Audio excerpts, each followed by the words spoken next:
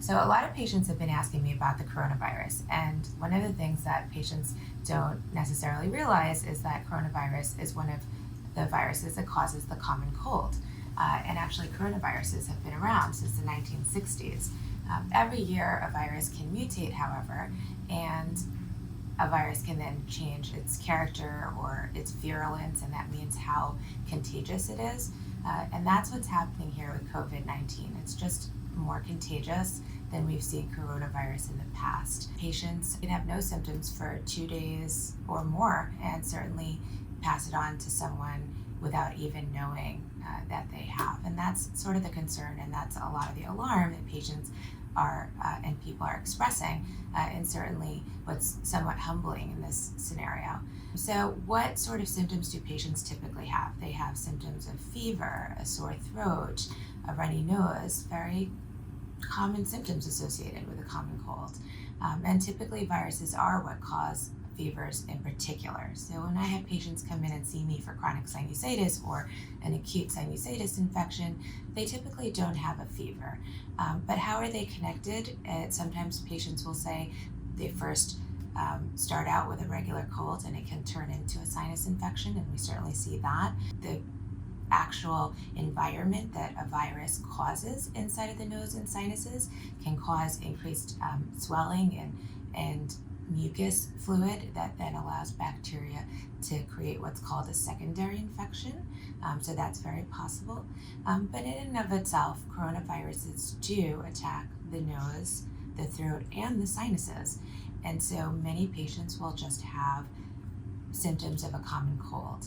Some patients will have secondary bacterial infections, and that could be a little bit confusing of what's going on. So a cold can always turn into sinusitis, or it can turn into bronchitis.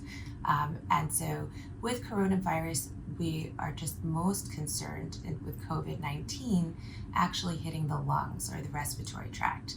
And so when it hits the lungs, it has a chance to infect the bronchioles within the lung where oxygen exchange occurs. And so when there's a lot of fluid entrapped in these structures and fluid builds up, it becomes hard to breathe. And that's a scary part. And only a small percentage of patients will actually experience what's called acute respiratory distress and will need hospitalization in that regard. And that is the primary concern of what could be a little bit different about the nature of this coronavirus.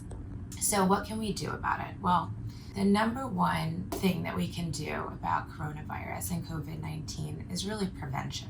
We have to consider how this is transmitted. Of course, a cough or a sneeze, it's obvious. Because the virus does live on surfaces for up to 2 days possibly. We don't know the exact amount of time. Sanitizing surfaces helps in that regard. But the number one thing that you can do to help yourself is wash your hands, because no matter what you touch, if you touch your eyes, your nose, or your mouth, that's the point of entry of this virus. And so washing your hands is the single most effective thing that you can do to control the coronavirus, or the spread of any virus for that matter. What does washing your hands mean? It means washing it with soap and water for 20 seconds.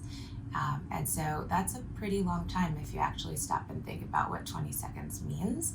And I know I have little kids, so I tell them, say your ABCs, count them and say them twice, and that will take about 20 seconds. The next thing is hydrate. So drinking water will not only keep you healthy, it will also flush down any virus contamination that you may have into your stomach. Because the concern with coronavirus is that it may, if you have a large viral load, move from your nasal cavity, your sinuses, or your oral cavity into your lungs. And it's much more preferable to have a virus move into your stomach, where the pH and the acid can neutralize the virus and essentially kill it. So that's another healthy way to control, hydrate, stay healthy, and secondarily possibly improve contamination of the virus. Thirdly, boosting your immune system. I think boosting your immune system is a really good idea. So what are really great ways to boost your immune system? One, eat healthy. That's really important. Stay hydrated. Also, consider how much sleep you're getting. Sleep hygiene is really important to make sure that your immune system has enough capacity to battle whatever it may be in contact with. And in our office, we like to recommend things like vitamin C and also something that I've come across called black seed cumin oil capsules. These are a natural herbal immunobooster that we find really works well as an antiviral and even an antibacterial and anti-inflammatory. But in terms of treating the sinuses and prevention for the sinuses, I do advocate that my patients do saltwater saline irrigations. We like to use sinus rinses, and that can really flush out the sinuses, keep the mucosa healthy and hydrated, and also prevent entry or viral load that can then contaminate the rest of the upper airway.